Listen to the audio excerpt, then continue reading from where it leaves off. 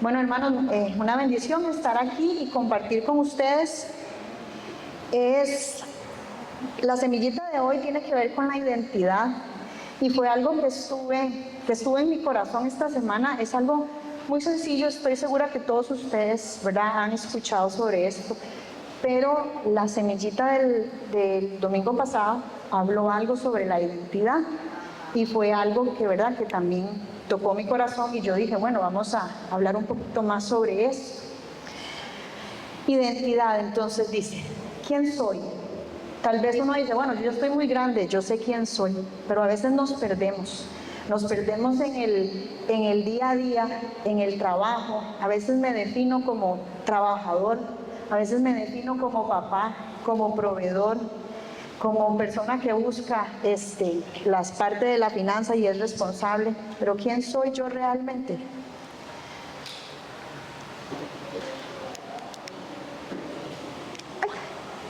Ya, sí, qué bueno. Entonces, lo primero es saber y estar, ¿verdad?, todos en el mismo entendimiento sobre qué es identidad. Dice que identidad es un conjunto de rasgos o características de una persona que permiten distinguirla entre otras. Entonces, ¿qué son las cosas que me hacen ser yo, que me hacen ser especial? Vamos a pensarlo de las dos formas. Yo como persona, ¿verdad?, y también mi identidad cristiana. También yo tengo una identidad en Cristo, que tal vez esto es de lo que vamos a hablar. ¿Qué me distingue a mí entre los demás? También esta parte me gustó, no vamos a hablar de la identidad nacional, pero dice que es un sentido de pertenencia. Y me gustó porque nosotros aquí en la iglesia hemos estado hablando de la identidad de la iglesia, ¿verdad? De buscar una identidad como iglesia, como grupo, como familia.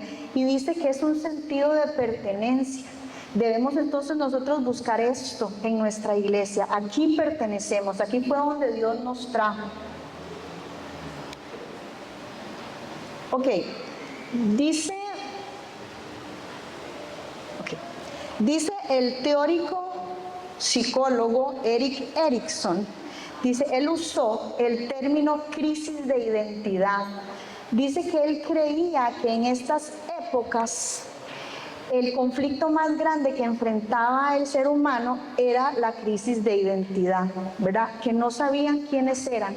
¿Por qué? Porque a nosotros llegan flechazos de todos lados, ¿verdad? Tal vez uno dice, bueno, yo no estoy joven o adolescente o influenciable, pero las cosas vienen por todos lados, hermanos. Yo conozco gente adulta que, por ejemplo, sigue en redes sociales a un tipo de persona, a un tipo de mujer. Vamos a hablar de una mujer modelo, que come así, que es de esta talla, que es aquí, y yo he visto cómo eso empieza la persona a querer ser igual a esa persona. Ah, no, es que a mí ya no me gusta mi cuerpo, a mí ya no me gusta mi pelo, esa ropa que yo tengo ya no me gusta, yo quiero ser como ella.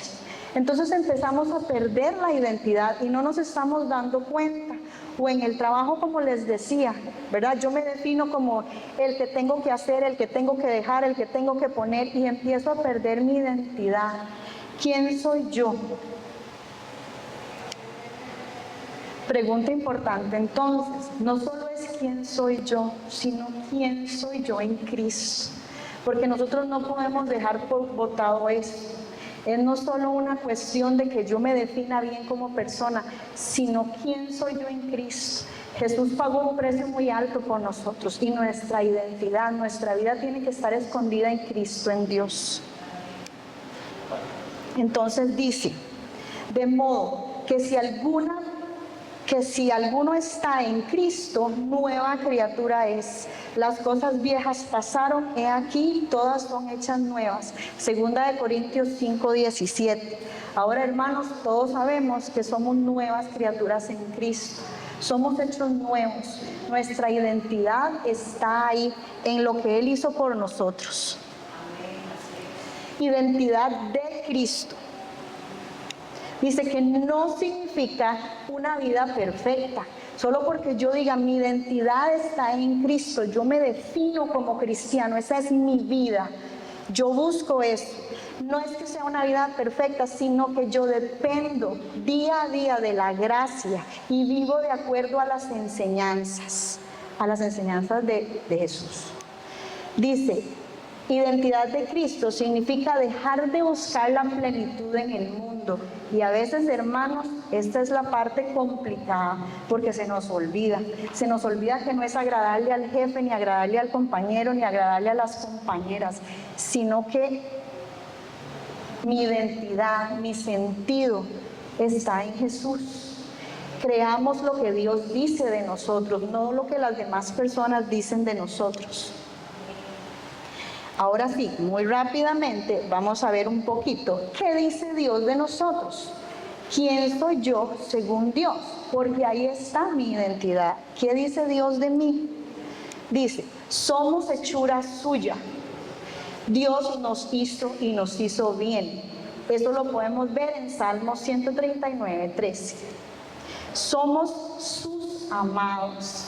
Qué bonito es sentir, esa es mi identidad, yo soy amado de Dios. No importa a mi alrededor, quién me hizo mala cara, quién no me saludó, yo soy amada del Señor. Porque de tal manera Dios nos ha amado. Juan 3:16 o Jeremías 31:3. Somos sus ovejas, le pertenecemos a Dios, no le pertenecemos a más nadie, no somos objetos de nadie ni personas que le pertenecemos más nadie que a Dios. Somos sus ovejas y Él cuida de nosotros. Salmo 23. Somos justificados. Él pagó un precio por nosotros. Uy, hermanas, ¿cómo no vamos a basar y saber que nosotros pertenecemos al Señor si Él pagó un precio, y un precio muy alto por nosotros? Colosenses 2:14. No estamos solos.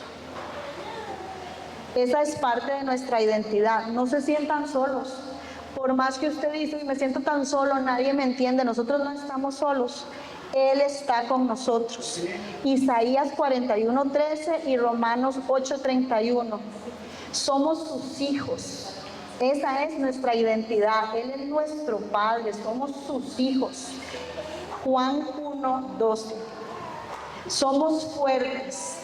Que no nos digan lo contrario, que no nos digan que no podemos hacer, que no podemos estar. Dios es quien nos da la fuerza. Él es mi fuerza cuando débil soy, como decía la canción que cantamos. Segunda de Corintios 12:9. Y por último, somos linaje santo, escogidos por el mismo Dios. Qué bonito, hermanos, que nuestra vida siga así, que yo me defina así. Soy escogida de Dios. No soy como uno dice, cualquier hijo de vecino. No, yo soy hija de Dios, es linaje escogido por Dios. Primera de Pedro 2:9. Entonces, una clara identidad en Jesús nos da sentido y propósito, significado. Entonces, cuando nosotros estamos claros de que nuestra identidad está en Jesús, de quién somos en Jesús, tenemos sentido, propósito y significado en nuestra vida. Una nueva forma de relacionarnos con los demás. Un plan de vida, dirección y motivación. Y nos da la felicidad y libertad en Cristo, que solo podemos hallar ahí delante de Él, sabiendo quiénes somos en Él.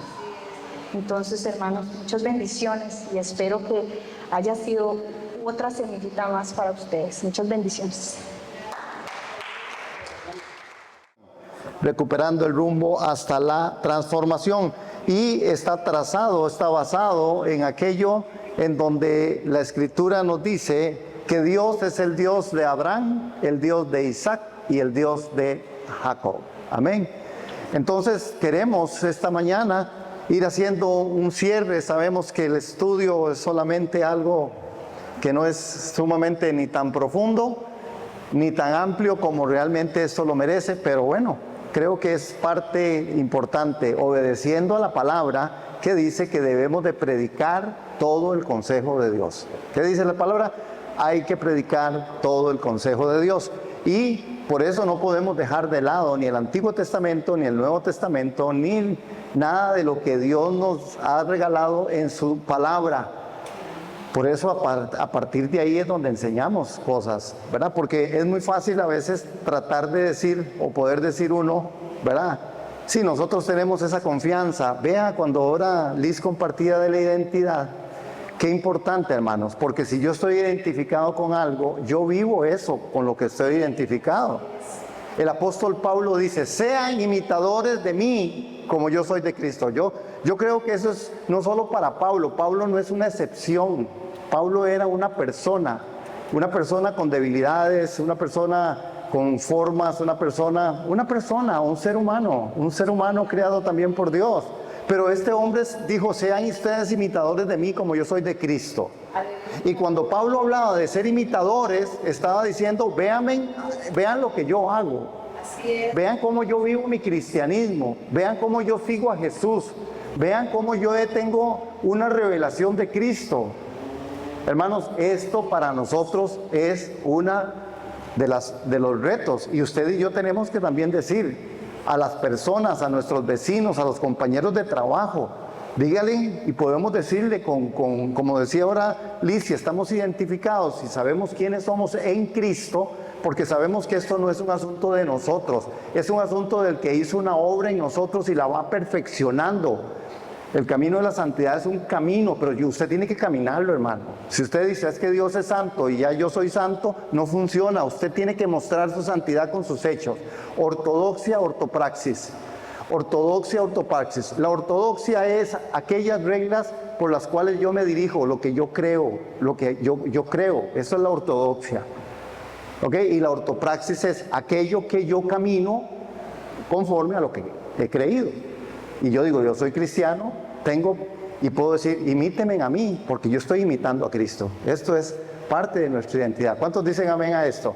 Amén. Entonces, en este tema es cuando venimos nosotros y podemos ver cómo Dios se aparece a Abraham y le da una gran promesa. Abraham es el escogido, es elegido. A Dios nadie se lo impuso, a Dios en su sabiduría y en su omnisciencia y omnipresencia y en todos los atributos de Dios, Él dijo, yo voy a escoger a este hombre, se llama Abraham, y lo voy a sacar. Y le dijo, Abraham, sal de tu tierra y de tu parentela, yo soy el Dios tuyo y usted me va a seguir a mí. Entonces, hemos dicho y hemos visto, y aquí donde viene la parte del repaso, que nosotros en Abraham vemos transformación por medio de la elección. Nosotros vamos a ser transformados a través de esa elección que Dios hizo. Hermano, si usted y yo nos ponemos aquí a pensar por qué usted dice que es salvo o que es cristiano, usted y yo tenemos que entrar en una conclusión y decir, es que Dios me eligió en Cristo Jesús. Eso es la identidad que yo tengo que tener. Es decir, yo he sido elegido en Cristo Jesús. ¿Cuándo me eligió Él? Bueno, cuando la obra de Cristo fue a la cruz del Calvario, Él expió todos los pecados y a través de eso Él me hizo amado. Él me eligió. Yo no lo elegí. La salvación es de Dios. Él me la regaló, hermanos, porque yo no podía ni tenía condiciones para hacerlo. Es lo mismo que pasó con Abraham. En Abraham vemos la transformación por medio de la elección y Abraham aprendió un principio, que es el principio que nosotros estamos y queremos seguir aprendiendo. Obediencia por medio de escuchar. La obediencia por medio de escuchar. ¿Qué es? Digámoslo. Obediencia por medio de escuchar. ¿Qué escuchó Abraham? Abraham escuchó a un Dios que no conocía, como usted y yo no lo conocíamos. Amén. ¿Qué le dijo a Abraham? Sal de tu tierra y de tu parentela. ¿Qué nos dijo a nosotros? Bueno, es el predicamento que hay y donde la palabra dice, el que tiene al Hijo y confiesa sus pecados, se arrepiente y acepta a Jesús en su corazón, será salvo. Esa es la voz que también nosotros escuchamos en la elección. Nosotros no elegimos, Dios nos eligió en Cristo Jesús, antes de la fundación del mundo. Amén. ¿Se acuerdan? El miércoles vimos el tema, Dios planeó. ¿Cómo se llama? Dios planeó permitir. Otra vez, ¿qué fue lo que Dios permitió? Dios planeó permitir. Dios planeó permitir. Lo que a usted y a mí nos pasa es porque Dios lo planeó. La permisidad de Dios es un tema en el cual Dios está ahí. Y yo no puedo venir y poder decir, hermanos, es que cuando hablamos de ortodoxia y ortopraxis, tenemos un problema, hermano. Porque, por ejemplo, yo no puedo decir solamente, es que yo soy esto en Cristo, ¿verdad? Sí, usted en Cristo Jesús ha sido librado de la muerte, librado del pecado, librado de la maldición, librado del diablo, librado de la ira de Dios. Todo eso somos en Cristo. ¿Cuántos dicen amén a eso? Amén, gracias a Dios. Pero ¿quién lo camina? ¿Quién lo camina? Esto hay que caminarlo. Esto hay que caminarlo. Porque usted puede decir que Dios dice que seamos santos, pero usted tiene que mostrar su santidad a través de sus hechos. Sus hechos y sus dichos dicen quién es usted. Amén. Amén. Porque yo no puedo decir soy cristiano y soy un vulgar. Yo no puedo decir yo soy un cristiano y sigo consumiendo drogas. Ahora, si usted quiere decir que es cristiano y que usted, ¿verdad?, que Cristo lo salvó, pero usted sigue su mala manera de vivir, Dios no le llama a lo malo bueno, ni a lo bueno le dice malo. Esto es el gran tema. Abraham salió de su tierra y de su parentela. Abraham salió como elegido. Entonces yo tengo que entender quién soy en Cristo y que yo todo lo puedo en Cristo y que Cristo es mi única esperanza de gloria. Pero yo tengo que caminarlo, yo tengo que vivirlo, hermano. Si yo no lo vivo, yo estoy siendo incongruente con el mensaje. Amén. ¿Cuántos dicen amén a eso? Porque ¿cuántos nos hemos encontrado cristianos que son más vulgares que un vulgar? Y usted dice, ¿pero será que es cristiano? ¿Cuándo nos hemos encontrado a alguien que dice que es creyente y que él nació de nuevo haciendo cosas que no son conforme a la piedad? ¿Verdad que esto no podría ser la verdad que nos maneje? Abraham escuchó, fue transformado por medio de esa elección. Nosotros hemos sido transformados por medio de esa elección. Y si bien es cierto, damos gloria a Dios porque todo lo puedo en Cristo, o Cristo es mi única esperanza, pero usted tiene que caminarlo, usted tiene que vivirlo. Si usted no confiesa el pecado y se aparta del mal, usted va para el infierno. Así es. Así es.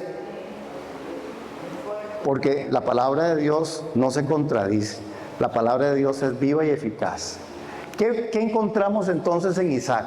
Abraham era el padre elegido, Isaac fue el hijo dado. En Isaac vemos la figura del hijo, de ese hijo dado. Cuando nosotros vimos a Isaac, vemos mucho la figura de Cristo. En una dependencia, inclusive abrió los pozos que tenía su padre. Él volvió a la senda antigua, él volvió a hacer aquellas cosas que el padre Abraham había hecho.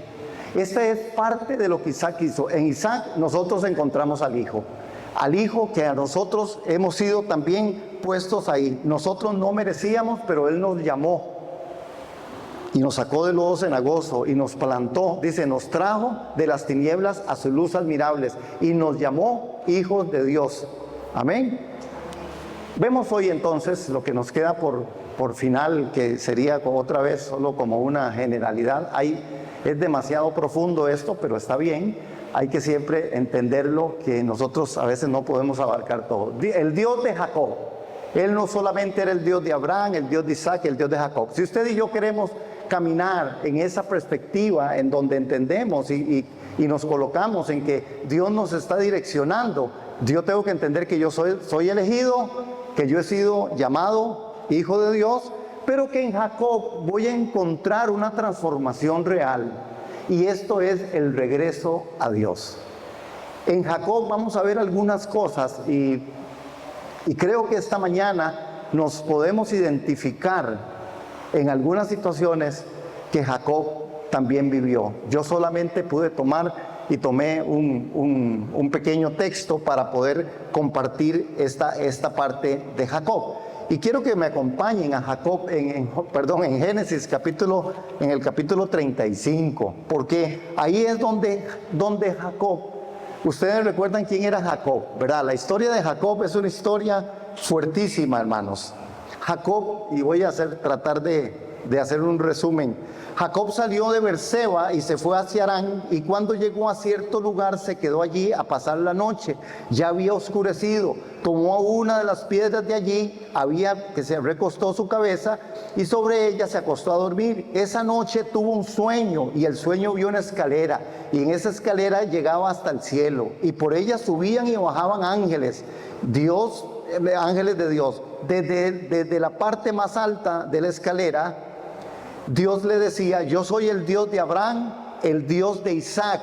A ti y a tu descendencia les daré la tierra donde ahora estás acostado. Tus descendientes serán tan numerosos como el polvo de la tierra, habitarán todo este gran país. Hermanos, vean esto que Dios le dice a Jacob. Le recuerda quién es, la promesa, y le dice: yo todo esto que usted ve aquí, yo se lo voy a dar a Jacob. Hermanos, el llamado de Dios hacia nosotros es lo mismo. Dice que nosotros somos herederos y coherederos juntamente con Cristo. ¿Ok? Herederos y coherederos juntamente con Cristo. Yo no sé si usted está pensando que seguro usted un día se muere, se va para el cielo y usted va a hacer una cuestión ahí que levita. La Biblia dice que no es cierto, que Él tendrá reino. Y habrá un reino, habrán cielos nuevos y tierra nueva. Y ese cielo nuevo y tierra nueva tiene que estar habitado por usted y por mí, porque Él nos va a poner a reinar juntamente con Él. Amén. ¿Cuántos dicen amén a eso? Bueno, con Jacob, Él le dice todo esto. Ahora, ¿saben cuánto es lo que Israel conquistó de la tierra que Dios les prometió? Israel solo un 10% de los 770,000 kilómetros era la tierra prometida. Israel tiene ahorita 72,000 kilómetros. Es una franja, es chiquitito. Pero ¿por qué, si Dios le dijo que toda esa tierra era de ellos? ¿Quién tenía que conquistar esa tierra? Pero, ¿verdad? Parece que ellos se quedaron pensando: bueno, Dios dijo que esa tierra era de nosotros y ahora nos cae del cielo. Dios nos dice que nosotros somos una nueva criatura y ahora todo va a parecernos así. No es cierto, hermanos. Otra vez, es el mismo error que se sigue cometiendo. Dios dice de nosotros, y a mí me encantó eso que Lisa aportaba, Dios dice de nosotros lo que somos nosotros, pero ¿quién conquista eso? No, están muy callados. Pero bueno, el tema es que cuando Jacob despertó del sueño, vean lo que hizo Jacob. Ese es nuestro contexto histórico y contexto que está aquí trazado en la Biblia, en el capítulo, creo que estamos, ya le digo, ese capítulo es el 28. Pero cuando él cayó en ese sueño y Dios le dijo todo eso, Dios le dijo que lo iba a cuidar por donde quiera que él fuera y que él lo haría volver a esa tierra. Esa es la promesa. Acuérdense de esto. Cuando Jacob despertó de su sueño, dijo muy asustado: ¿qué lugar tan terrible es este? De veras que Dios está aquí. Yo no lo sabía. Esta es la casa de Dios, esta es la puerta del cielo. A la mañana siguiente Jacob se levantó muy temprano, tomó la piedra que había usado para recostar su cabeza y se la dedicó a Dios, echándole aceite encima. Y aunque en el principio la ciudad donde estaba la piedra se llamaba Almendro, Jacob le puso por nombre Betel, que significa casa de Dios. Después Jacob hizo esta promesa: si Dios me acompaña y me cuida en este viaje, me da comida y ropa y me hace volver sano y salvo a la casa de mi padre, entonces será mi Dios. Esta piedra que he levantado como una columna marcará un lugar donde todos vendrán a adorar a Dios, y de todo lo que Dios me dé, le daré la 10ª parte. Promesillas eso, ¿verdad, Jacob? Una promesa innecesaria. Innecesaria porque Dios ya le había dicho que le iba a dar todo, que lo iba a cuidar, sin que él le tuviera que dar nada. Pero ahí está el sentido del hombre. Nosotros los hombres, los seres humanos, normalmente tenemos una tendencia, a veces culpa. A veces es culpa. Decir: no, es que no puede ser que Dios me dé todo. Yo tengo que ver cómo hago para devolverle algo. Y esta es una mala forma, en el sentido que si Dios lo prometió y Dios no lo dio, nosotros lo que hacemos es, en acción de gracias, y el apóstol Pablo hace teología en esto, con respecto a cómo son y qué es la acción de gracias delante de Dios. No es para retribuir por lo que Él nos dio, porque no podríamos alcanzarlo, lo decía Benjamín en alabanza, no podríamos hacer nada para alcanzar a Dios, pero podemos entonces retribuir en los imperativos de obedecer la palabra y estar sometidos a Dios, orando, adorando, evangelizando, dando de lo que Él nos da, como una acción de gracias, no para encontrar una salvación que ya de por sí Dios nos la dio en Cristo Jesús. Amén. Y que de todas formas yo lo que tengo que cuidar es mi carne, que no trate de negociar. Jacob está negociando en la carne.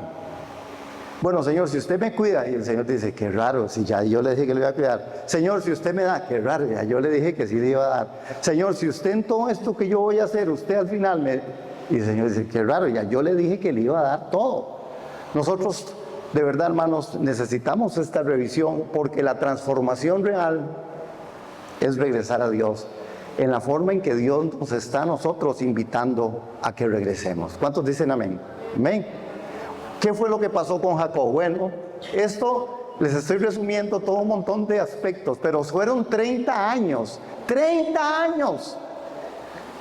Él se va para donde su tío Labán, huyendo, ¿verdad? Su mamá, muy estratégicamente, qué corazón los de las mamás más lindo. Pero esa mamá era tremenda. Esa mamá le dijo, váyase porque lo va a matar su hermano. Y váyase mejor para la casa de mi hermano. Y ahí usted, yo sé que va a encontrar. Hermanos, Jacob vivió los momentos más duros y más arduos y más difíciles de su vida ahí. Porque lo que usted siembra cosecha. Siembra engaño, recogió engaño. Y recogió todo el engaño, lo engañó primero con su hija, Labán. Le dio la que no, le dio la que no era la que él quería, y se la tuvo que aguantar. Después le da la otra, después con las ovejas le hizo trampa todos los tiros, todas las veces, porque lo que uno siembra, cosecha. Él había engañado a su padre, había engañado a su hermano. Su mamá se prestó al juego. Y vean que hay otro mensaje que no quiero compartir esta mañana, pero tenemos que tener cuidado cuando nosotros, hermanos, aconsejamos. Porque si la restauración empieza con la verdad. ¿Dónde empieza la restauración? Si usted no se confronta a su verdad, a su identidad, a su propia verdad, usted sencillamente va por otro lado. La restauración empieza con la verdad. Si usted quiere engañarse a usted mismo diciendo que usted es lo que usted no practica, ese es usted. Usted no va por buen camino. Y este hombre, Jacob, vivió todo ese tiempo que vivió con Labán, hermanos, fue engañado. Hasta que tuvo que salir de ahí. Y Dios cumplió su propósito en eso. Ahora, veamos esto, rumbo a la plenitud. El olvido de Jacob en Génesis capítulo 35, donde quiero invitarles a que vayamos, porque Jacob se le olvidó todo, hermanos. Jacob le prometió eso cuando iba huyendo de Esaú. Pasaron 30 y algo de años, y en todo ese tiempo a Jacob se le olvidó todo lo que había dicho a Dios, que él iba a ir, que esa piedra, y que él iba a dar el diezmo de todo lo que tuviera, y que él iba a ser, bueno, más o menos como cuando estamos en una tragedia nosotros. Señor, si usted me da ese trabajo, si usted me sana, Señor, vea que el domingo voy a estar, bueno, a las 8:30. Y cuando el Señor da lo que nos da, cuando el Señor esparce su favor, su gracia y misericordia, muchas veces nos olvidamos, hermanos, de quiénes somos en Cristo Jesús, de quiénes somos diciendo soy creyente, soy evangélico, soy cristiano. Nos olvidamos, muy fácil. Y recuerden que Dios no le llama a lo malo bueno, ni a lo bueno le dice malo. Creo que nosotros debemos sostenernos en un solo momento. Cuando Jacob llega a Labán, llega también con una mentira. Y esto le costó la misma consecuencia de lo que él dijo, ahí se le volvió. Veamos a Jacob en Génesis 35 y ven qué tremendo, porque realmente Jacob se había establecido cerca de la ciudad de Siquén, ¿verdad? Pero no se había molestado en volver a Betel, donde el Señor se le había aparecido y donde había hecho su voto. Entonces parece que Jacob había olvidado su voto y por esta razón Dios le ordena que regrese a Betel. Es Dios quien le vuelve a decir otra vez, No fue que Jacob dijo, uy, sí es cierto, yo había hecho una promesa a Dios. No, es Dios. Y capítulo 35 empieza diciendo lo siguiente: Dios le dijo a Jacob, prepárate para ir a Betel y quedarte allí. En Betel harás un altar al Dios que se te apareció cuando huías de tu hermano Esaú. Dios es muy claro en hacernos a nosotros la retroalimentación. Es decir, le está diciendo, Jacob, tiene que volver a Betel. ¿Se acuerda cuando usted estuvo en Betel? Es porque usted venía huyendo de su hermano Esaú, que lo quería matar, alcahueteado por su mamá. Me faltó esa parte la agregué yo. Pero eso es la verdad. Dios en ese le dice a Jacob, acuérdese qué fue y de dónde fue que yo me le parecí y cuál era su situación. Dios no nos condena. Dios tiene una advertencia, es una exhortación para que usted y yo recordemos de dónde hemos salido, de dónde hemos caído, hermano. Cuidado se nos olvida cuando andábamos practicando, porque el pecado ya hoy nos enseñorea, pero en la práctica del pecado, cuando usted y yo estábamos allá afuera, que practicábamos el pecado en desmedida, porque lo practicábamos, era un día a día, es verdad. Ir a hacer una cosa, tomar, mentir, pelear, gritar, vulgar, lo que fuera, todo el mundo lo hacía. Esa era mi práctica. Pero una vez que estamos en Cristo, nosotros tenemos que entender que eso no es una práctica, que igualmente usted pudiera caer en el pecado, pero no por una práctica, sino por algo en lo que usted se ha descuidado, en lo que usted ha dado lugar a su carne o lugar al diablo. Jacob le dice, Jacob, usted estuvo ahí, ¿se acuerda, Jacob? Y usted se le olvidó, y por eso yo lo estoy llamando, le dice el Señor. Qué impresionante es, hermanos, porque cuando lo va a devolver a Betel, porque ¿qué significa volver a Betel? Betel representó el comienzo del camino de Jacob con Dios, el lugar donde construyó un altar por primera vez, entregó su vida ahí. Allí él aceptó el dominio de Dios sobre su vida y puso su confianza en él. Ese es el principio de Jacob en Betel. Ahora, ¿qué significa Betel en lo espiritual? En lo espiritual, ¿verdad? Significa casa de Dios y está asociada con encuentros significativos con Dios y experiencias espirituales transformadoras. Hermanos, las experiencias espirituales transformadoras son una verdad para el día de hoy, para nosotros como iglesia. Sí es verdad. Nosotros debemos de tener experiencias espirituales. Así Dios nos ha puesto para que seamos y hemos sido capacitados para tener experiencias espirituales, en medio de la alabanza, en medio de la adoración, en medio de un milagro que Dios viene y hace en mi corazón, en mi vida, en mi salud, en mi economía, en abrir puertas en donde usted decía, ahí solo Dios, porque yo no lo vi venir esto. ¿Cuántos dicen amén? Estas son experiencias espirituales en donde usted está buscando el ayuno, la oración, y usted se encuentra en aspectos interesantes, importantes. Experiencias espirituales en donde usted desarrolla los dones espirituales, en donde usted se ve y dice, no, es que esto yo no es tanto mi habilidad, eso es el don de Dios fluyendo sobre mi vida.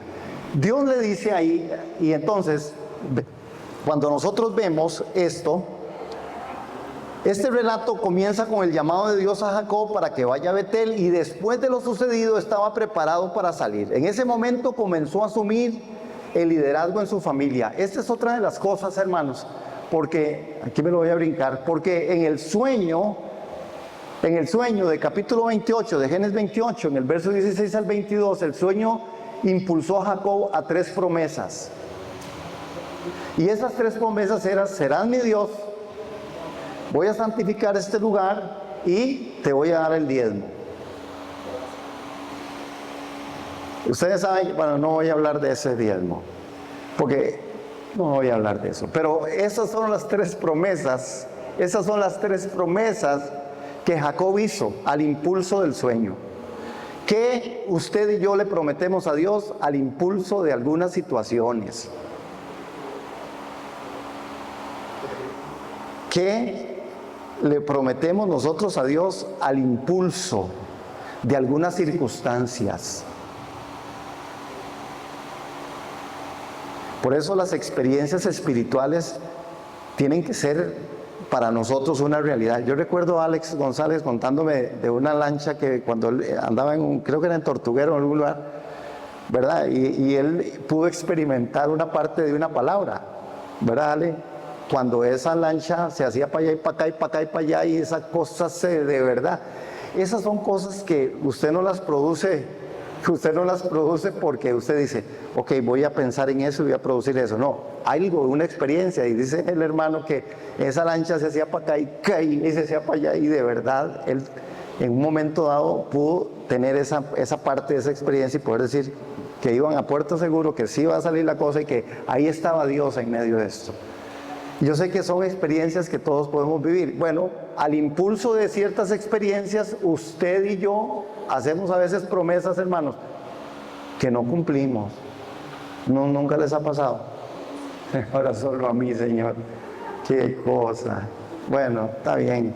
Pero es cierto, a experiencias espirituales o experiencias, nosotros prometemos cuando estamos en ciertas situaciones, hermanos. A mí me hace mucha gracia cuando Dios me da la oportunidad de viajar, porque allá a 35,000 pies de altura y ese avión se empieza a mover para allá y para acá, y yo digo, aquí no quedó ni un solo ateo. En serio que no quedó ni uno solo, hermanos. Ahí todo el mundo, ¿verdad? Cuando esa cosa se empieza a mover, usted dice, es que si me caigo de 35,000 pies, yo creo que sí me va a doler. ¿Verdad? Digo yo, que sí puede ser que duela. Pero usted ve, hermanos, uno mismo, uno dice, Señor Jesús, de verdad que ahora sí me arrepiento, Señor. Señor, si usted hace aterrizar este avión bien, yo voy a ver usted que le estaba dando no estaba dando todo lo mío, pero yo le voy a dar todo lo mío. Pero después de que el avión aterrizó, se dice, ay, Señor, gracias, Señor, ya. Al impulso del sueño, Él prometió y se le olvidó, hermanos. El voto olvidado de Jacob. Vean esto, hermanos. Dios espera que mantengamos los votos que hacemos. Porque Dios, vean que este voto que Jacob hace para ir a esa transformación, y estamos hablando de ir a esta transformación, rumbo a la plenitud, necesitamos entender que Dios sí espera, porque Dios no está diciendo que usted prometa. Pero al que dice la Escritura, Dios no te pide, y cuando llegues a Dios no prometas, pero si prometes, cúmplele a Dios. Dios no te está pidiendo que usted le prometa algo. La salvación es de Dios, la salvación es misericordia, la salvación es gracia. Pero Dios sí dice, si usted me promete, porque no te estoy pidiendo que me prometas, pero si usted me promete, cumple. Amén. ¿Cuántos dicen amén? Amén. Dios es bueno. Dios ya le había dado toda la tierra, pero Él le había prometido que Él iba a hacer cosas. Por eso Dios trata con nosotros de esa manera. Amén. Y si queremos ir rumbo a esa plenitud, tenemos que encontrarnos en esto. Vean que, influenciado por el mundo, olvidó el voto. Y aquí es donde nosotros necesitamos ver, hermanos, cómo el mundo influencia de tal manera. Porque Jacob no había asumido el reto, hermanos. Jacob no había asumido algo que era de su responsabilidad. Habían varias tareas que Jacob ordenó realizar a su familia. En primer lugar, y vean los versos 2, y que vamos a ir en adelante. Entonces Jacob dijo a su familia y a todos los que estaban con él: desháganse de los dioses ajenos que hay entre ustedes, purifíquense y cámbiense la ropa. Hermanos, cuando yo leo esto, y a mí me digo yo, ¿qué es esto? Es decir, Jacob, hay una historia cuando él sale de donde Labán, y Raquel, su esposa, agarró los ídolos, los puso en su caballo y se sentó encima, o en su, no sé en qué andaba, si en caballo, en el camello, en el burro, en la burra. El asunto es que los escondió, recuerda, y que Labán llegó y le dijo: devuélveme mis dioses. Y Jacob, no sabiendo que Raquel llevaba ahí, es que las Raqueles son tremendas, llevaba ahí, ¿verdad? Entonces al final, él no le mintió a Labán, pero sí, ellos tenían esos ídolos ahí. Parece que ahora Jacob le está diciendo, vean qué tremendo, hermanos. Jacob sabía la influencia del mundo. ¿Por qué los sirvientes de Jacob y muchos de su familia tenían un problema de idolatría. Dioses ajenos, idolatría. Tenía un problema de idolatría. Jacob lo sabía. Ahora, Jacob aquí está asumiendo el rol de cabeza por primera vez. Porque entonces él les dice, ¿verdad? Ustedes tienen que librarse de los ídolos o dioses extraños que se encontraban en su poder. Hermanos, resulta impactante que les hubiera tenido que pedir semejante cosa. Ahora, más adelante, cuando los ídolos fueron realmente descubiertos, tal vez nosotros, ¿verdad? O hubiéramos esperado que teniendo él en cuenta ese conocimiento de Dios y su relación, Jacob hubiera puesto en antecedente ya lo que había pasado con Raquel, que sí andaba los ídolos ahí. Pero parece que no lo hizo hasta este otro momento. Los dioses ajenos, hermanos. Cuando hablamos de los ídolos, no deberíamos pensar solamente en estatuas cuadradas o reliquias, hermanos. Cuando nosotros hablamos de idolatría o de ídolos, es todo aquello en la vida de un creyente, ya se trate de dinero, éxito, una carrera o cualquier otra necesidad o fuente de atracción que ocupe el primer lugar en su vida. Eso es idolatría. La idolatría es parte de aquello en lo que hace que me aleje de Dios. Y no tiene que ver con un santo, no tiene que ver con una estatua natural normalmente. Puede ser inclusive con nuestras propias formas, aspectos. Él le dice, tienes que olvidar. Hermanos, si nosotros queremos ir a la plenitud, Dios nos llama a que nosotros no seamos gente idólatra. Dios permite que nosotros recapacitemos y nos examinemos quiénes somos realmente, cómo estamos diciendo y cómo estamos viviendo nuestra vida. ¿Qué es lo que creo? ¿Qué es lo que me gobierna? ¿Qué es lo que camino? Honesta y transparentemente, no hay condenación para los que estamos en Cristo, pero sí tiene que haber una confesión, porque el confiesa el pecado, se aparta del mal, haya misericordia. Pero a veces hay idolatrías en la vida del creyente, hermanos. La segunda cosa que Jacob le ordenó es la confesión de pecados. Él les dijo lo siguiente: desháganse de los dioses ajenos que hay entre ustedes, purifíquense. Es decir, la purificación, aparte de que hay un ritual ahí, pero la purificación tiene que ver con esa confesión de pecados. Jesús había hablado de que ustedes ya están limpios por la palabra. Le dijo a los apóstoles, ¿verdad? A los discípulos le dijo, ustedes ya están limpios por la palabra. Pero cuando nosotros vemos que la palabra es la que nos purifica y nos limpia a través de la verdad. Conocerán la verdad y la verdad nos hará libres. Pero para conocernos nosotros en la verdad y conocer la verdad, nosotros necesitamos también estar siendo transparentes delante de Dios y delante de las personas. Porque yo no puedo decir, no, yo a Dios no le miento cuando le miento a mi hermano o a mi hermana. Porque si yo le miento a mi hermano o a mi hermana, estoy haciendo lo mismo con Dios. La purificación es la confesión de pecados. Y la confesión de pecados es algo con lo cual nosotros como iglesia necesitamos ser recurrentes y transparentes si queremos ir a una plenitud, si queremos crecer espiritualmente, hermanos. Amén.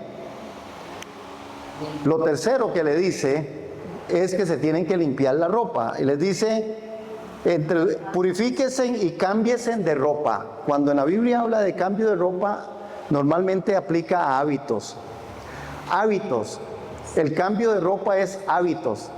El apóstol Pablo inclusive dice que nos revistamos de Cristo. Dice que se desvistan de ustedes y vístanse de Cristo. Es decir, revístanse de esos hábitos que Cristo tenía. Y Cristo lo vimos en su parte 100% hombre, obedeciendo al Padre, agradando al Padre, diciendo lo que el Padre le decía, haciendo lo que veía o oía al Padre hacer y decir. Hábitos, hermanos. Jesús era un hombre de oración. Dígame, ¿tenía necesidad Jesús de orar? Siendo el segundo en la Trinidad. Pero ustedes ven a Jesús en una relación de intimidad con el Padre. Tanto así que en un momento de angustia, Padre, si es posible, pasa de mí esta copa. Padre, si es posible, pasa de mí esta copa. En su angustia clamó al Señor. Y no porque quería ser librado de aquello, pero sí diciendo, Señor, Padre, yo pertenezco a ti. Eloi, Eloi, Eli, lama sabactami. Dios mío, ¿por qué me has desamparado? El pecado separó al Hijo del Padre. Los hábitos de Jesús eran hábitos muy congruentes. Cuando llegó aquel momento y él no tenía que pagar impuesto, el milagro del pez, las 2 monedas, y le dijo al apóstol, al discípulo, vaya y pague el impuesto por usted y por mí. Y el discípulo le dice, no, pero usted no tiene que pagar porque usted no es de esta región, por usted y por mí. Den al César lo que es de César, denle a Dios lo que es de Dios. Estos son los hábitos de Jesús. Jesús era congruente con su ortodoxia y ortopraxis, siendo Jesús. No sé, yo creo que nosotros debiéramos de ser muchísimo más practicantes en estas cosas por lo que Él nos ha dado. Amén. Librarnos de las vestiduras viejas, y en la Biblia estas ropas, las vestiduras constituyen, hermanos, muchas veces la imagen simbólica de las costumbres humanas, del modo de vivir y de pensar. Amén. Y creo que eso es lo importante que nosotros debemos de estar.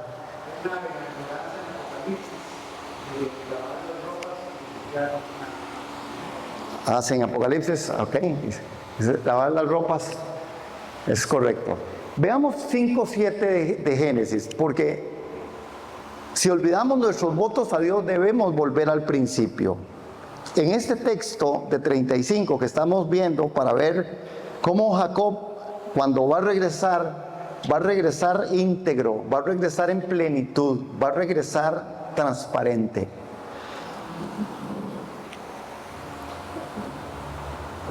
Bueno, ahí viene el relato en verso 3 en adelante, donde, ¿verdad?, se prepararon para ir a Betel, entregaron a Jacob todos los dioses ajenos que había en su poder y los zarcillos que llevaban en las orejas. Dice en el verso 5, cuando salieron, el terror de Dios cayó sobre las ciudades de los alrededores y nadie persiguió a los hijos de Jacob. Jacob y todo el pueblo estaba con él, llegaron a la luz, es decir, Betel, ciudad que está en la tierra de Canaán. Verso 7, y Jacob edificó un altar y a ese lugar lo llamó el Betel, porque allí se le había aparecido Dios cuando huía de su hermano. Parece que esta huida del hermano es latente, ¿verdad? Ahora, hay un mensaje para la iglesia en el libro de Apocalipsis que nos hace recordar esta parte. Veámosla ahí un momento en Apocalipsis capítulo 2, en el verso 4 y 5. Y creo que eso es importante. ¿Por qué? Porque nosotros tenemos que seguir recordando qué es lo que nosotros, quiénes somos y qué le hemos dicho a Dios en momentos X, Y, en cualquier otro momento. Inclusive a nosotros nos enseñaron que en un momento dado, cuando usted va a recibir a Jesús, usted tiene que hacer una oración. ¿Cuántos hicieron una oración? Se llamaba la oración de fe, ¿verdad? Y decíamos, sí, yo te acepto, Señor, y renuncio a mis pecados, me arrepiento, te confieso como único y suficiente Salvador. Amén, amén. ¿Sí se acuerdan? No se acuerdan del voto. Este mensaje, en el libro de Apocalipsis, hay un mensaje a la iglesia. Y vean lo que dice 2, 4, 5. Pero tengo contra ti, le dice al mensaje a la iglesia en Éfeso, que has abandonado tu primer amor. Así que ponte a pensar en qué has fallado, arrepiéntete y vuelve a actuar como al principio. De lo contrario vendré a ti y si no te arrepientes quitaré tu candelero de su lugar. Hermanos, esto es fuerte, es tremendo. Pero sí la Biblia nos recuerda que nosotros tenemos una gran oportunidad en Cristo Jesús. Es arrepentirnos. es volvernos. Si hemos olvidado aquellas cosas, si usted y yo queremos ir a una plenitud en Cristo, si usted y yo queremos crecer espiritualmente, necesitamos ser gente que generemos intencionalmente, ser estudiosos de la palabra, ser gente de oración, gente de adoración, cumplir con los imperativos de Dios, si queremos crecer, hermanos. Si no, usted y yo nos vamos a quedar ahí en esa salvación inicial en donde fuimos salvos por su obra, pero no estamos siendo salvos por su vida. Y usted sí entiende este término. Amén. Porque tenemos que ir al crecimiento. El apóstol Pablo dijo, pero ya no vivo yo. Pero tuvo que negarse a sí mismo, tomar la cruz y seguirlo. Ya no vivo yo, dice el apóstol Pablo, ahora vive Cristo en mí. Y lo que vivo en la carne, lo vivo en la fe del Hijo del Hombre. Amén. Ahora, es interesante porque Betel es un lugar de revelación. Volvernos al lugar donde Dios nos habló. Eso es lo que Jacob está haciendo. Y Betel es un lugar de revelación, porque ahí fue donde despertó él a la realidad. Vean que él mismo, en este texto, él asegura y dice que Jacob y todo el pueblo volvieron a esa ciudad, y Jacob edificó ese altar, que lo llamó el Betel, porque allí se le había aparecido Dios cuando huía de su hermano. Él recuerda que Dios le había dicho, hermanos, que Dios le había hablado. Nosotros necesitamos volver a ese principio. A veces hemos dejado de lado aquellas cosas, hermanos, porque nos hemos convertido en gente a veces o muy religiosa en un aspecto, ¿verdad? Porque buscamos solo algunas formas que no son principios, sino que son solo esa forma que no es la realidad, sino que solamente son aspectos en los que, si Dios me contestó, entonces estoy bien. Es que yo estoy muy bien, no me está pasando nada, y entonces estoy muy bien con Dios. Es que tengo trabajo, tengo salud, entonces no está pasando nada. Estoy bien. Solamente vivimos por esos eventos que nos hacen sentir seguros, porque en la billetera tengo mi plata, porque no estoy tan enfermo, porque todavía tengo mi casa, porque me está alcanzando. Cuidado, hermanos, porque la palabra dice que es volver a Él, volver a ese amor con Él, volver a esa comunión. Jesús, cuando dije que oraba, era por comunión. No era un Jesús que necesitaba ir ahí a decir, papá, deme tal cosa. Él sabía quién era su Padre. Él sabía que todo lo tenía del Padre. Él sabía quién lo había enviado. Amén. Y nosotros necesitamos saber, entender que Dios nos lo ha dado todo en Cristo Jesús. Tenemos que tener cuidado con nuestra forma de orar. Debemos de llegar más con acción de gracias y decir, Señor, sí, bueno, la palabra dice, pedid y se os dará. Medida buena, apretada, hay un contexto en esto, pero bueno, el punto es que yo tengo la posibilidad en Cristo Jesús de poder también decir, Señor, aquí está mi angustia, aquí está mi desazón, aquí está mi desacierto, aquí está mi enfermedad, aquí está mi necesidad, Señor. Ayúdame. Pero que nosotros entendamos que al final de la jornada, Él está escuchando siempre al Hijo, y el Hijo llegaba diciéndole al Padre todo lo que Él era. Nosotros necesitamos recordar que Dios está con nosotros. Pero nosotros no nos podemos olvidar de lo que le hemos prometido a Dios. Yo no sé qué usted le ha prometido a Dios, pero hermano, si usted le ha prometido, es mejor que cumpla. Porque Dios dice, no, usted no, si usted se acerca a Dios, acérquese. No para prometerle, pero si le promete, cumpla. ¿Aló? Otro momento, Betel es ese lugar de revelación. Vean lo que pasa en Betel, y es hermoso porque en cuanto a Dios se le reveló a Jacob, hubo una revelación y un despertar. Jacob despertó a la realidad que la presencia de Dios estaba con él. Debido a que Jesús murió por nosotros, tenemos el Espíritu Santo vivo en nosotros. ¿Cuántos dicen amén? Ah, no más amén. Amén. Es verdad, eso es una gran verdad. Jesús lo dijo, yo me voy y les voy a enviar al Consolador, al Espíritu Santo, para que los guíe a toda la verdad. Por eso el caminar cristiano es una guianza del Espíritu. Necesitamos caminar en la guía del Espíritu Santo, que lo hace ¿cómo? A través de la palabra. Que lo hace ¿cómo? Bueno, a través como Él lo quiere hacer, porque Él es Dios sobre todas las cosas. Ahora, Betel no es solo un lugar, es una persona que está con nosotros y dentro de nosotros, donde quiera que nosotros vayamos. Jesús prometió estar con nosotros todos los días hasta el fin del mundo. Esta parte de Betel tiene que ser revelación, casa de Dios. Cuando Dios cambiaba, y vean lo que pasa, porque veamos el verso 8. Ahí murió Débora, la nodriza de Rebeca, y fue sepultada al pie de Betel, debajo de la encina, en la cual fue llamada Alon Bacut. Este pasaje también tiene momentos duros y difíciles. Había muerto Jacob, nunca más volvió a ver a su mamá, después de que su mamá le dijo que fuera donde Labán. Cuando esta mujer, Débora, llega, es porque llega a avisarle que su mamá ha muerto y se queda con Jacob. Pero ahí también sucede la muerte de Isaac. Isaac también ha muerto. Es decir, que fueron momentos muy duros y muy difíciles donde Dios le dice, vuelva. Una de las cosas que tenemos que aprender nosotros como hijos de Dios es, hermanos, nosotros los cristianos no somos infalibles. A veces pareciera que a nosotros no nos puede pasar nada porque somos hijos de Dios, no, hermano, nosotros somos personas. Y en medio de los procesos de la vida vivimos situaciones que son adversas, que son difíciles, que son delicadas, que son confusas muchas veces, pero necesitamos aceptar con gozo que tenemos algo mayor. Dios nos ha prometido eternidad. El que tiene al Hijo tiene la vida. El que tiene al Hijo tiene la vida. Y dice que seremos salvos. Y hemos sido salvos por su obra, por su gracia, por su favor, por su presencia en nosotros. Y que le veremos tal como Él es. Y que cuando muramos vamos a su presencia.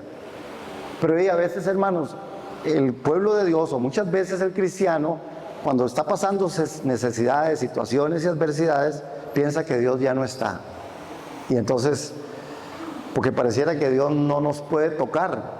Estos hombres fueron tocados en muchas áreas de su vida. La disciplina de Jacob es una disciplina impresionante. Otro día podemos hablar de eso, pero fue impresionante. Este hombre sufrió duro por todo lo que había sembrado. El apóstol Pablo fue perseguido porque fue un perseguidor. Sembró, recogió. Y Dios se lo dijo a través de la revelación. Dura cosas darte cosas contra el aguijón, Pablo.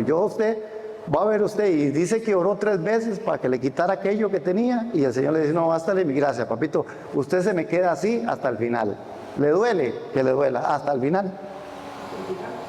Pero a veces creemos que nosotros no podemos pasar por momentos difíciles.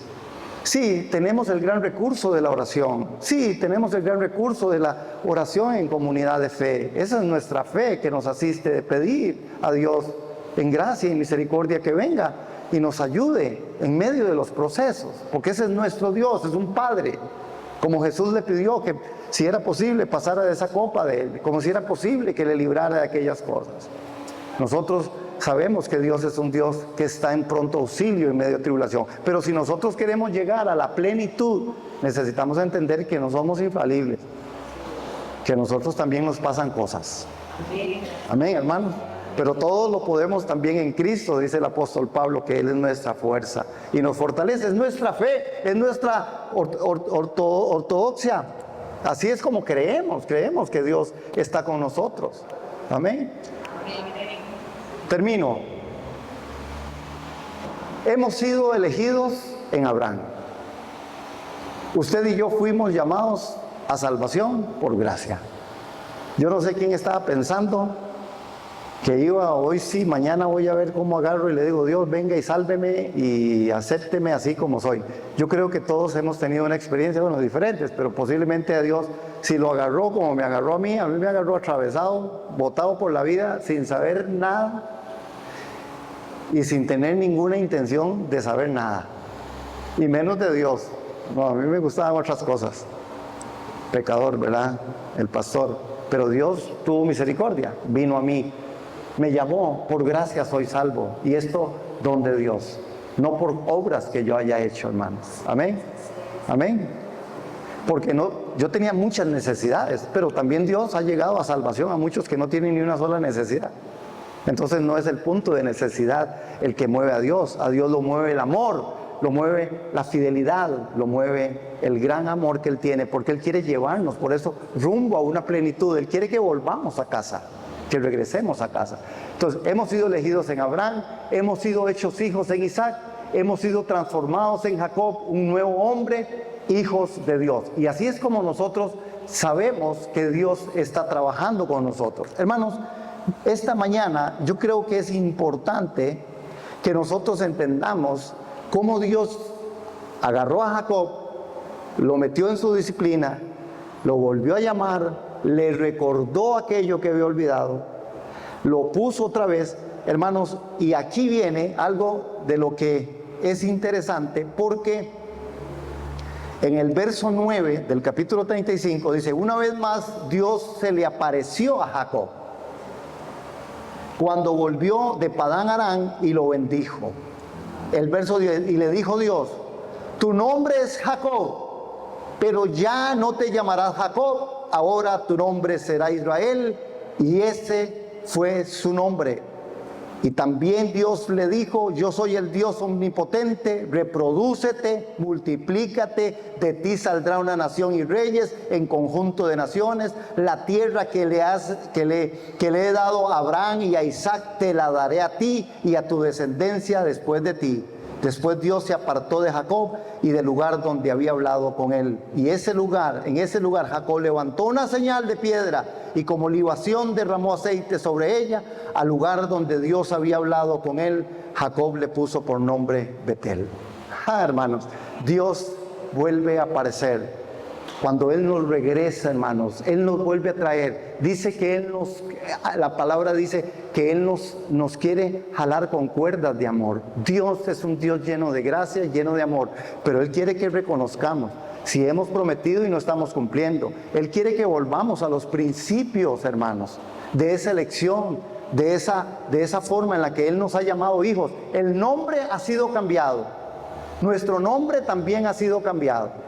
Ahora ya no somos, decía Liz, hijos de vecina. No, ahora la palabra de Dios dice, somos hijos de Dios, somos hijos de Dios, somos hijos de Dios, somos hijos de Dios por adopción y también en la salvación emergida en Cristo Jesús, por redención.